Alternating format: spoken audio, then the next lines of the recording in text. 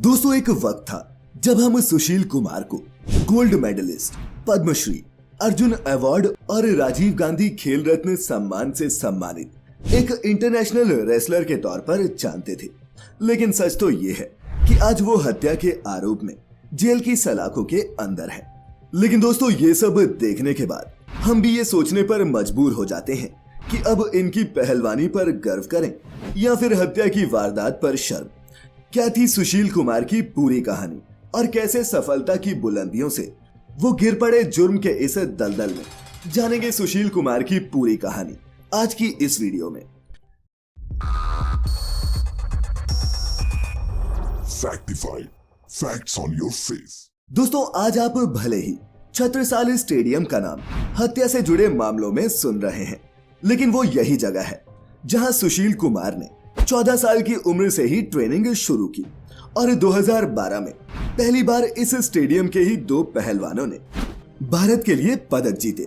इसके बाद मानो छत्रसाल स्टेडियम सभी पहलवानों के लिए कुश्ती का मक्का बन गया, जिसे देश के कुश्ती के सबसे बड़े केंद्र के रूप में जाना जाने लगा।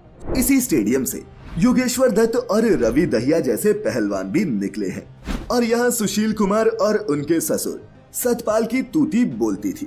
अब ये सब हुआ कैसे और सुशील ने आखिर अपने जूनियर पहलवान सागर धनखड़ की हत्या क्यों की, उन सभी चीजों की बात करेंगे। लेकिन उससे पहले जानते हैं सागर की दास्तां, जिसके पिता दिल्ली पुलिस में हेड कांस्टेबल हैं, जिन्हें एतबार था कि बेटा एक रोज पहलवानी में किसी अंतर्राष्ट्रीय मंच पर तिरंगा लहराएगा। सागर के पिता बताते हैं कि सागर का पहलवानी के लिए जुनून इस कदर था कि बचपन के सारे शौक छोड़कर 15 साल की उम्र में ही सागर उनके साथ छत्रसाल स्टेडियम पहुंच गया था और उसने महाबली सतपाल के साथ साथ सुशील कुमार को अपना गुरु बना लिया था। सागर कितने प्रतिभाशाली थे, इस बात का अंदाजा इस बात से लगाया जा सकता है कि वो जूनियर नेशनल चैंपियनशिप जीत चुका था और उसका सपना ओलंपिक्स में देश के लिए पदक जीतने का था। लेकिन ये सब कुछ अधूरा रह गया। एक रिपोर्ट की माने तो सागर को अपने गुरु सुशील कुमार को खुलेआम बदमाश कहना भारी पड़ गया। और फिर वो रात आई जब सुशील ने उसे बताया कि असली बदमाशी होती क्या है। तारीख थी 4 मई 2021 और वक्त था रात के करीब 11 बजे। दिल्ली के मॉडल टाउन के एम ब्लॉक इलाके में कुछ लोग एक फ्लैट पर पहुंचे। इन लोगों के हाथ में हॉकी स्टिक और डंडे थे, जैसा कि आमतौर पर आप फिल्मों में गुंडों के हाथों में देखते हैं। फिर ये लोग यहाँ रहने वाले युवा रेसलर सागर धनखड़ और उनके दोस्तों को किडनैप करके वहां से ले गए। रिपोर्ट के मुताबिक सुशील कुमार नीचे कार में बैठे थे और उनके हाथ में पिस्तौल थी। गन पॉइंट पर होंडा सिटी कार में सागर और उसके साथियों को छत्रसाल स्टेडियम ले जाया गया, जहां सागर और उसके साथियों को जमकर पीटा गया। सभी बुरी तरह घायल हुए और उन्हें अस्पताल में भी भर्ती करवाया गया। लेकिन इन सभी चीजों के बीच सागर ने दम तोड़ दिया। हत्या की असल वजह की बात करें तो पैसों के लेन देन की बात सामने आती है। सागर जिस फ्लैट में रहता था वो सुशील कुमार की पत्नी के नाम था और शायद वो बिना किराया दिए उस पर कब्जा कर रह रहा था। सुशील ने सागर से किराया मांगा तो सागर ने नहीं दिया।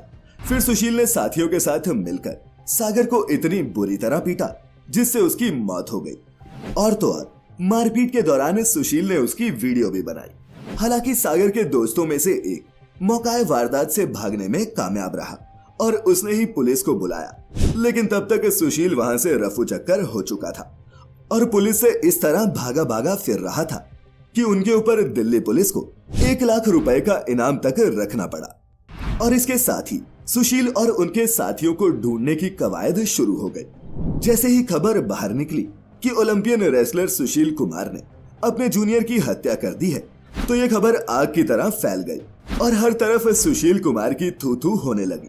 भागते फिर रहे सुशील कुमार के वकील लगातार ये समझाने की कोशिश कर रहे थे कि पहलवान को फंसाया जा रहा है, लेकिन सभी सबूत उनके खिलाफ ही इशारा कर रहे थे। और सागर के परिवार वालों का बस इतना ही कहना था कि अगर निर्दोष है तो फिर भागे क्यों। और दोस्तों सुशील कुमार का ट्रैक रिकॉर्ड भी इतना साफ नहीं है कि उन्हें निर्दोष मान लिया जाए, क्योंकि ऐसे कई मामले पहले भी आ चुके हैं जहां सुशील कुमार पर उंगली उठते हुए नजर आई हो। लेकिन इस बार मामला दिल्ली पुलिस तक पहुंच गया। साथ ही हादसे के 10 दिन बाद उन्हें गैर जमानती वारंट भी मिल गया, लेकिन सुशील अब तक फरार था और करीब 3 हफ्ते तक फरार रहने के बाद अंत में दिल्ली के मुंडका इलाके से पहलवान सुशील कुमार और उनके साथी अजय को गिरफ्तार कर लिया गया। न्यायिक हिरासत और इन्वेस्टिगेशन के दौरान मिले सबूतों के बूते सुशील कुमार अब जेल में बंद है। कोर्ट में उनकी पेशियां चल रही हैं और गवाहों को धमकियां भी मिल रही हैं। इधर सुशील जमानत चाहते हैं, लेकिन दिल्ली पुलिस है जो ऐसा होने नहीं देना चाहती, क्योंकि उन्हें डर है कि बाहर निकलते ही सुशील विदेश न भाग जाए। जांच में ऐसी कई चीजें सामने आई हैं, जिसे सुनने के बाद कोई भी सोच में पड़ सकता है कि एक ओलंपियन जिसके पास किसी भी चीज की कमी नहीं थी, वो आखिर कैसे ऐसे काम कर सकता है। क्योंकि सुशील कुमार के लिंक देश विदेशों के कई गैंगस्टर से जुड़े हुए मिले हैं। इसके अलावा वसूली और कब्जे जैसे दलदल में भी उनके पांव धंसे हुए हैं और अक्सर ज्यादा पाने की चाहत में लोग अपने वजूद को ही भूल जाते हैं। तो दोस्तों, यही था आज के सफर में सुशील कुमार का पहलवानी के बाद गुंडागर्दी करने की कहानी, जिस पर देश भर के अखाड़े आज शर्मसार हैं। बाकी इस पूरे घटनाक्रम पर आपका क्या सोचना है, अपनी राय नीचे कमेंट्स में जरूर लिखें और ऐसी सभी इंटरेस्टिंग वीडियोस देखने के लिए जुड़े रहे फैक्टिफाइड हिंदी के साथ। और वीडियो पूरी देखने के लिए आपका बहुत बहुत शुक्रिया।